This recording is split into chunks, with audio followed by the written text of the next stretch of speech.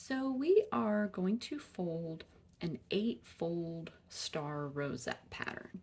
So 8-fold in that it has 1, 2, 3, 4, 5, 6, 7, 8 petals around, and it's a star rosette because these are petals, and so this is like a flower, and then it's surrounded by stars. If we wanted to construct this with a compass and straight edge, right, it's going to take a lot of lines. But it turns out it's really simple to bisect angles and construct perpendiculars using origami, so we can construct it with a lot fewer steps. So what we're going to do is we're going to start by getting our square paper. I'm just using a white sheet, but you can use any color you like. And I'm going to get this into a crane base, and I'm going to think about folding just 1/4 of the pattern. Now, my favorite way to get a crane base is to fold my paper in half the same direction both ways. So if this is a valley, I want this one to be a valley.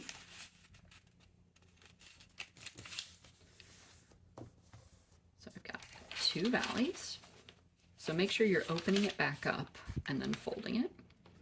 And then I want to fold my 2 diagonals the opposite direction. So if these are valleys, I want my diagonals to be mountains.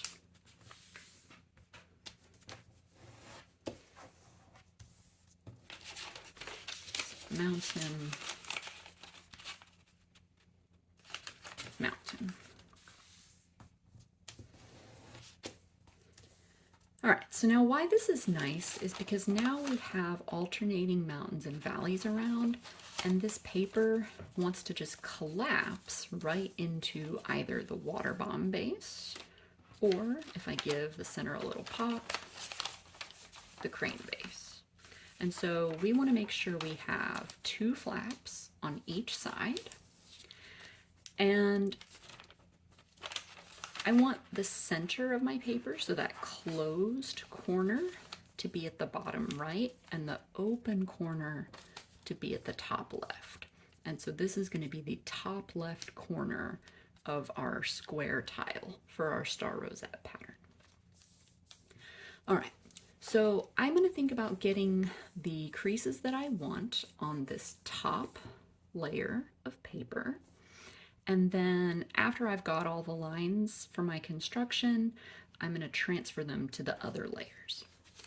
All right, so the first thing I want to do, now that I've got my crane base, is I want to put in 2 additional radial lines that are angle bisectors here. And the easiest way to do this is just to fold this flap to the diagonal. And I'm going to grab a pen, just in a different color, to show some of these creases that I'm putting in, maybe to make it a little bit easier to see on the video. So I've got this diagonal, I'm putting in this angle bisector here. Okay. All right, so now in our star rosette pattern, this point where that radial line hits the edge of the square, that's the center of one of these stars. And so what we want to do is figure out where this circle that would contain the star hits that radial line to define the point of tangency between these 2 circles. And so I know that the circle's centered here and has this radius. So all I need to do is transfer that distance onto this line by folding this in like so. Now, I don't really need this crease here, but I'm going to put it in with a little dotted line just so we can see it. What I really care about is this point here, where that hits the radial line. And I want you to go ahead and make a point there. Okay, so this isn't going to be, you know, the prettiest necessarily construction, because you'll have some writing on your paper for reference, but you can always go back and fold another one later. All right, so this point is this point, right? And so what I want to do is I want to fold a crease that's parallel to the edge through that point. And so typically what I'm going to do is I'm going to pick up my paper and I'm going to pinch at that point.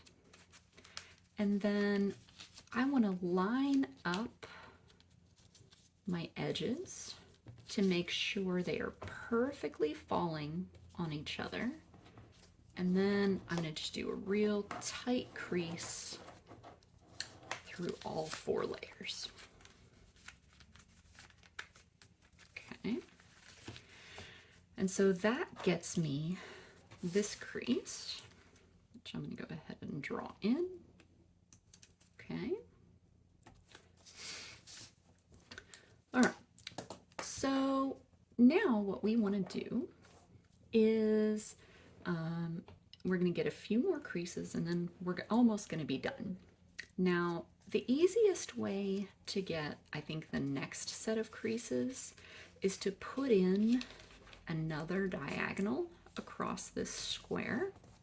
And I'm only going to do this on the top layer because I'm just using this as a reference line. This isn't part of my pattern. So I'm going to draw this in with a little dotted line here. Okay. And what this is going to let me do is put in these 2 creases easily. So what I'm going to do is I'm going to bisect this angle the same way I did this one.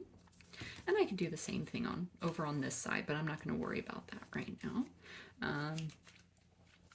because that's not actually one of my pattern lines.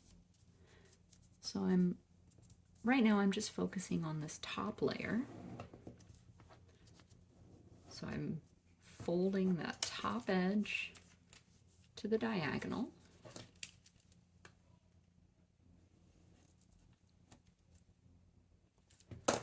And then I'm going to do the same thing this direction because I think it's easy enough to do for that pattern line.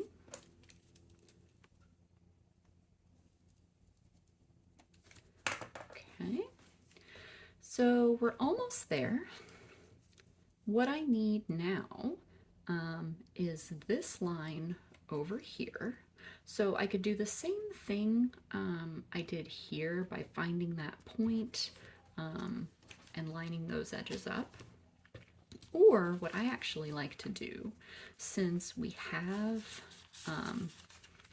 mirror symmetry between the 2 parts, what I can do is fold this in half along the diagonal and then refold along that line, unfold it, and we've got part of that crease. So what I'm going to do is I'm just going to refold that crease nice and tight through all the layers. So I'll show that again. I've got my diagonal. I already had this crease, so I'm just folding through all the layers and then unfolding and then refolding across there. All right, I've almost got it. Now what I'm missing are these 2 lines. So what I want is a line parallel to this line that goes through, again, that same point.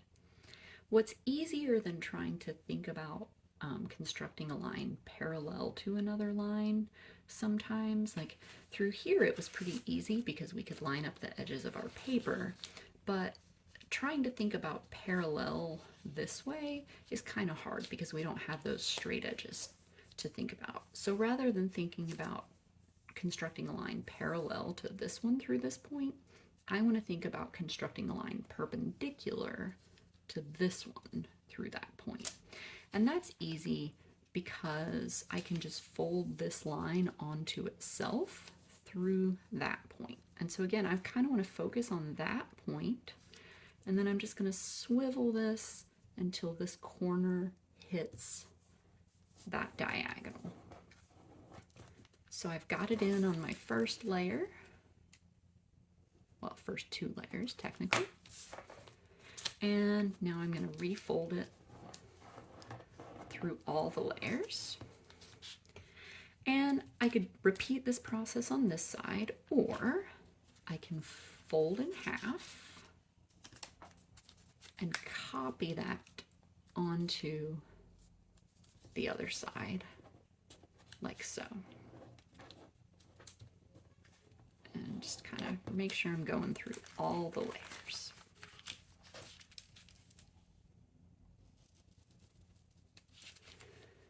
All right, we're almost there. So last thing I need is a crease that's going to go through these 3 points. And so what I can do is just kind of pick up the corner and pinch at those points, make sure my line's going to go through all 3, and then give it a nice tight crease across. So that's the last crease I need for my pattern. And now what I'm going to do is I'm just going to highlight in Sharpie the parts that we need. So we have these stars, or partial stars, half stars, here and here.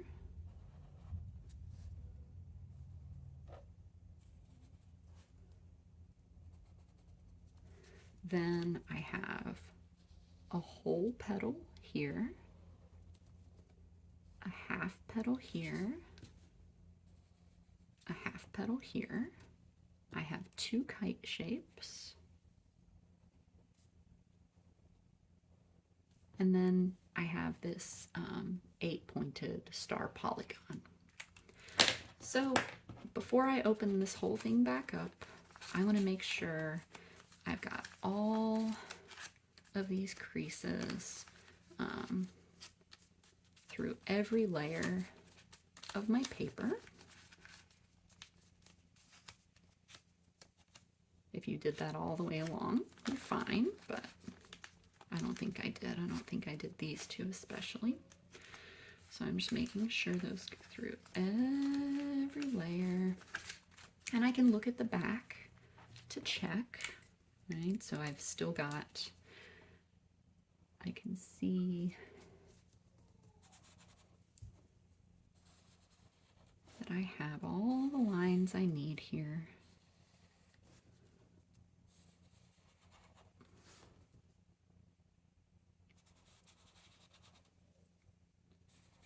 Oops, don't want to write on my desk. Good thing it's black. Okay. And I'll unfold it. I can easily fill in the rest of the pattern, like so.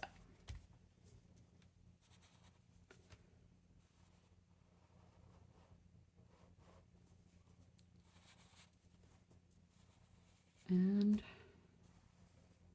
that's pretty much it. That's our 8-fold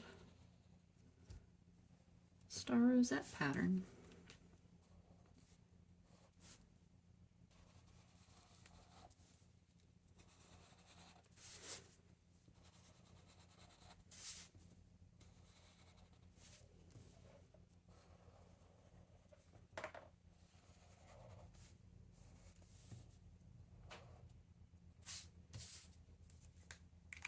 Ta-da!